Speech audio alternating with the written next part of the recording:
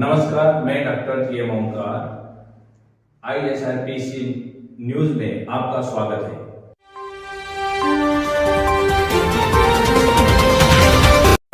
ચાલો મિત્રો, નવા વિડીયોમાં આપનું હાર્દિક સ્વાગત છે। હું છું દિનેશ બાબરિયા।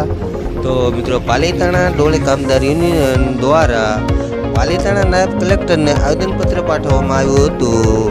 તો આગળ વિગતવાર સમાચાર જોઈશું। તમારું નામ?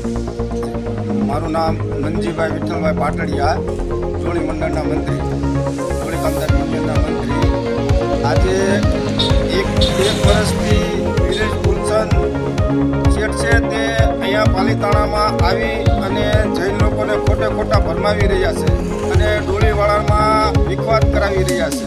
અમને ડોળીવાળાને બધાને હેરાન કરી રહ્યા છે। અમારા ડોળી યુનિયનની ડોળી હોવા છતાં તે જૈન લોકોમાં એવું વાતો કરે છે કે આ મના ભરવાડની ડોળી છે।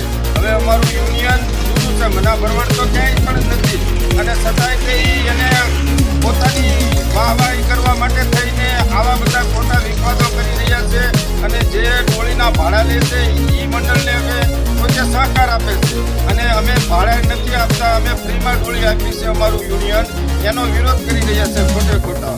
તો આ વિરેશભાઈ ફૂલચંદ શેઠ છે તે ડોળીવાળાને ખોટા હેરાન કરે છે અને એને તંત્રને અમે આવેદનપત્ર આપ્યું છે અને સાહેબ પોલીસ સ્ટેશને પણ અમે દેવા જઈએ છીએ જેથી કરીને અમારે મજૂર માણસોનું સરકાર શ્રી ધ્યાને લે અને અમારું ધ્યાન દોરે